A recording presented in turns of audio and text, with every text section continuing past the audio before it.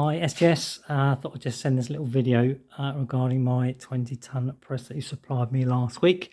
Unfortunately, I've been away on holiday for a week, so I couldn't even deal with it until I got back. But prior to leaving, I did send an email and got back to me complaining really that these were loose, and that one still is. It's only because I've not tightened it up properly.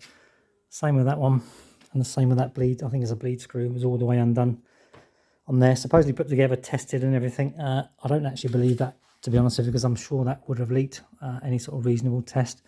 However, that's not really a main problem I have.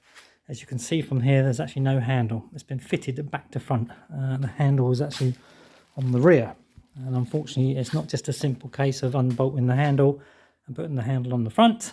It would appear, from what I can work out, as this needs to unscrew. Those 4 bolts need to come out, and the thing then twisted around and then all put back together. I'm assuming they only go down so far. The roll pins are there. Incidentally, they're all different anyway, so I don't think it's even leveled up correctly.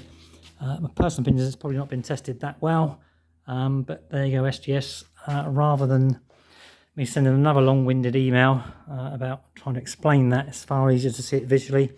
Over to you. Let me know what you can do about it. Cheers.